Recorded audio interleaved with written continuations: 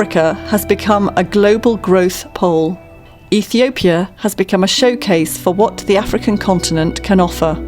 The country has achieved an 11% annual growth rate for more than a decade.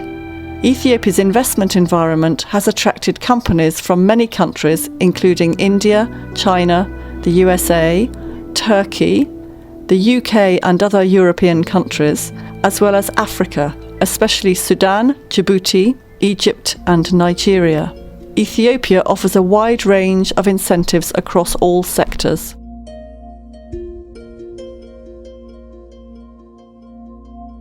Big corporates like H&M, Diageo, Unilever, Petards, Nyota, Delenux Energy and Southwest Energy are now running thriving businesses in Ethiopia.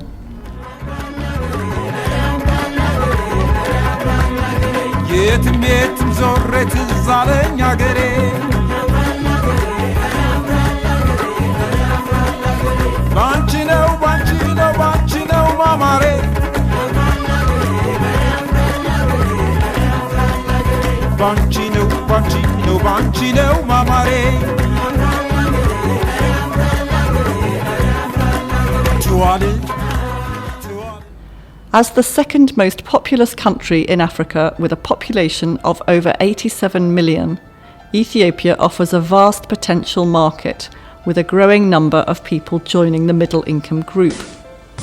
Ethiopia is implementing an agriculture-led industrialization strategy. The country has undertaken huge investment in improved agricultural practices, new technologies, and small, medium and large-scale irrigation schemes. These measures have enabled Ethiopia to become food self-sufficient at national level. The new democratic Ethiopia has opened up educational opportunities at all levels, providing citizens with a chance for self-realization, which will help ensure sustainable development, which is crucial to the formation of a vibrant nation. The construction of 32 public universities and other new higher learning institutes, such as vocational and technical colleges, across the breadth of the nation, reflects the government's commitment to a better and more modern education system that caters for people's needs. Another 11 universities are under construction.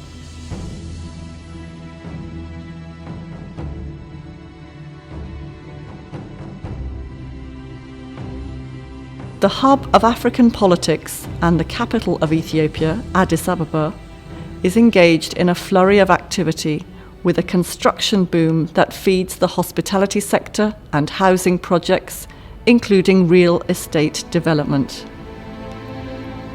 Addis Ababa is constructing 150,000 residential houses in just 1 year, creating over 2 million jobs, and these will be completed by the end of the Growth and Transformation Plan period in July this year.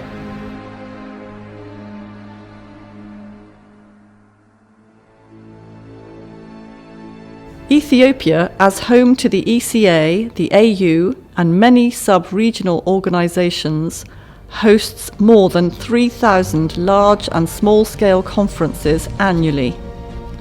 Addis Ababa has hosted countless global conferences and has won the bid to host the 4th Global Conference of the International Coffee Organisation in 2016, and also this year, the 16th of July UN Conference on financing the post-2015 Sustainable Development Agenda. This highlights the growing stature of Addis Ababa as a leading global city. Coffee is going back to the home of coffee.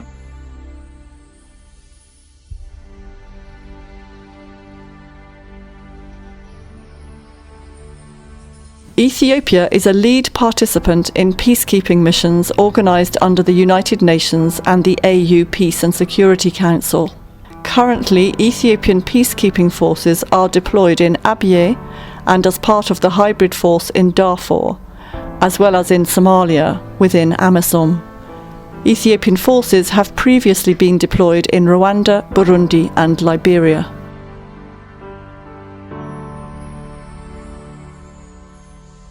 The construction boom is in evidence across Ethiopia, where people are focused on building a robust economy in a bid to transform the nation into a middle-income country in the not-too-distant future.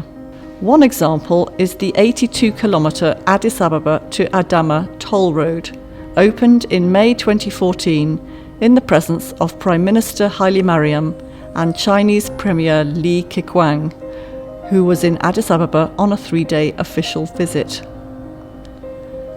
The road project was launched by former Prime Minister Meles Zenawi in November 2010, heralding the government's current 5-year growth and transformation plan.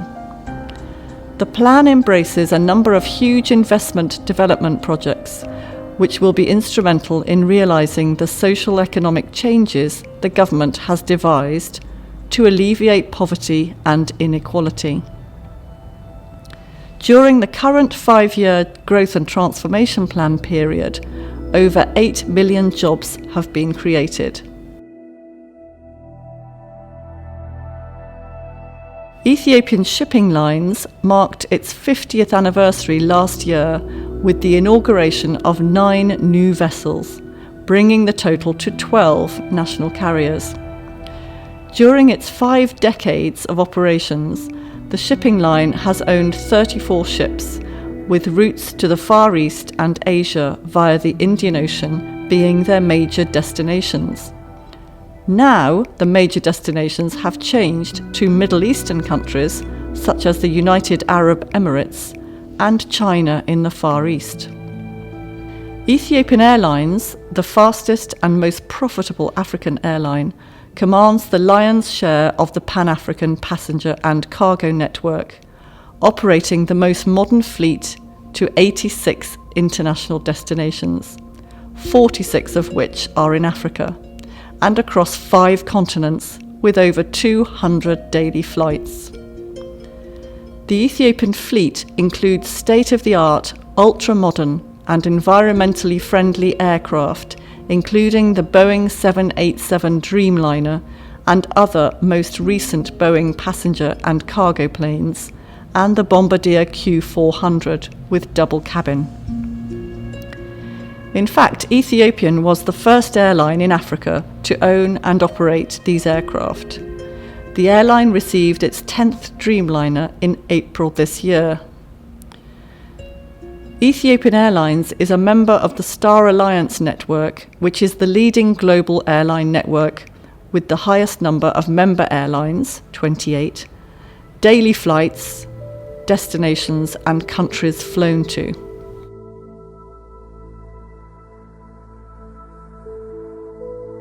For Ethiopia, information technology is another area of major importance. Expansion of landlines and mobile telephone services is at the heart of the modernisation of Ethiopia's telecommunications.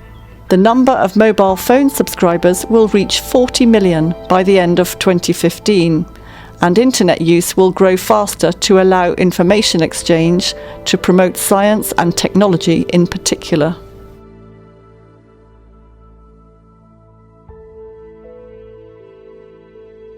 Energy is the engine which sustains the impetus of the now thriving manufacturing and processing industries. Ethiopian dam projects, including the Grand Ethiopian Renaissance Dam, are of paramount importance in raising the supply of power to emerging industries, which will in turn accelerate the economic growth that is pulling millions of Ethiopians out of poverty. The Gilgel-Gibe Dams 1, 2 and 3, the Tekezi Dam, the various wind farms and geothermal and solar energy will propel Ethiopia's green growth. The Grand Ethiopian Renaissance Dam will eventually produce 6,000 megawatts of electricity, bringing the national total to about 10,000 megawatts of power by 2017.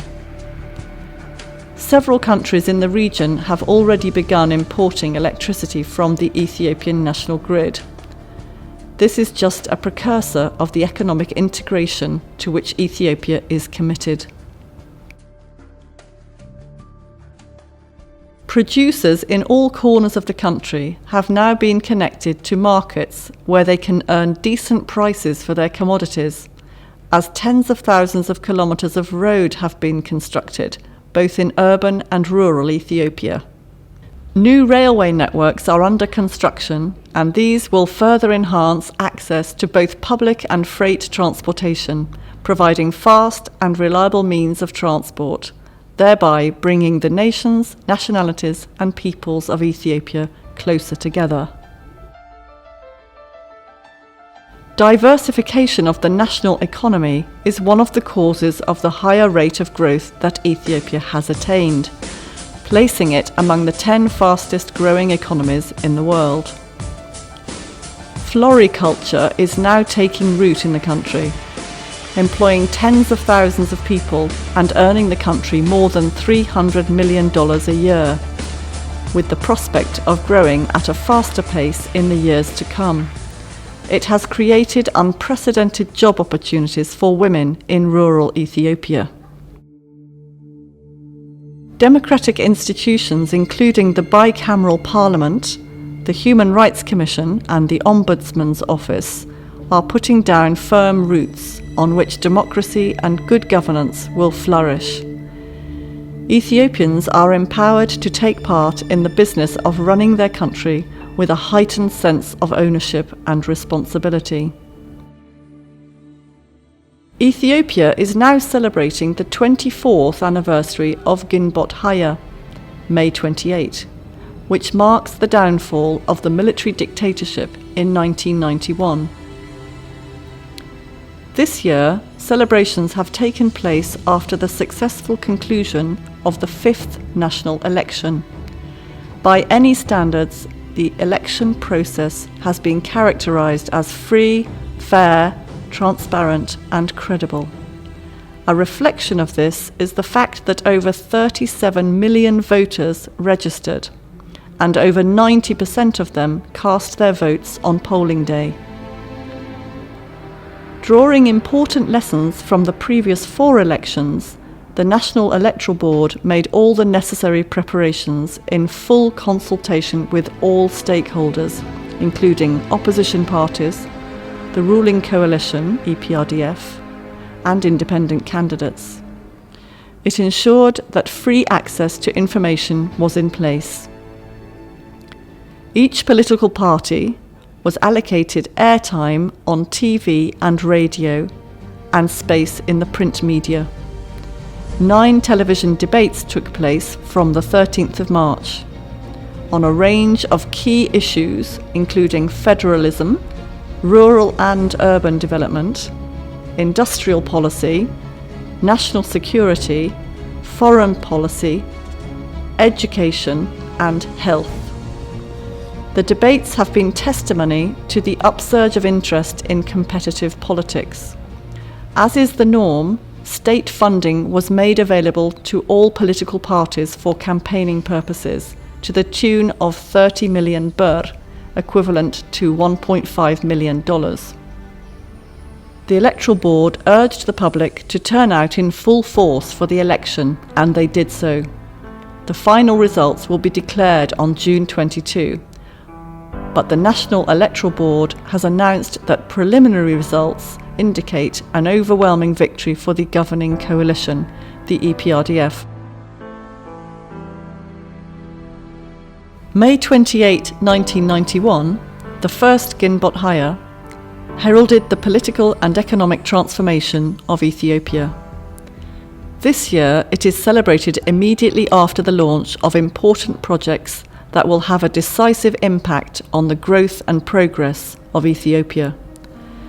This includes the commissioning of iron and steel manufacturing and of a railway line from Addis Ababa to Jimma and Bedele, which will eventually connect up with neighbouring countries to the south and west of Ethiopia. This railway line is in addition to the ones under construction, which include the 780-kilometre Addis Ababa to Djibouti railway, the 489-kilometre Mekele-Waldia-Tajura line, and the light railway, which is already partly operational and which will be passenger ready in July this year. The light railway will offer an effective solution to Addis Ababa's transport problems. 2 fertilizer factories are also under construction, and they will have a huge impact on Ethiopia's agricultural sector.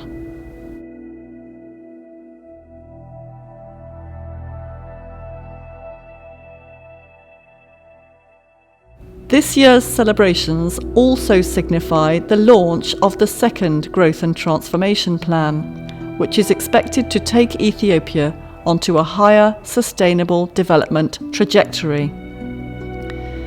The second plan gives prime importance to the industrial development sector. The country is engaged in the construction of industrial zones in various regions across the country. It is against this backdrop that this year, while we are celebrating the 24th anniversary of Ginbot Haya, we take time to reflect on the excellent relations that exist between Ethiopia and the United Kingdom. The relations have continued to grow, and the number of UK companies investing in Ethiopia is increasing, as Britain's ambassador to Ethiopia has made clear. Well, if you go back maybe 6 or 7 years, there was almost nothing, and now I see trade is moving in the right direction on both sides, although I'm sure there's a lot more we can do in that particular area, but both in terms of goods and invisibles, again, the movement is in the right direction. In terms of investment, over the past 2-3 years we've started to see big British investments coming to Ethiopia.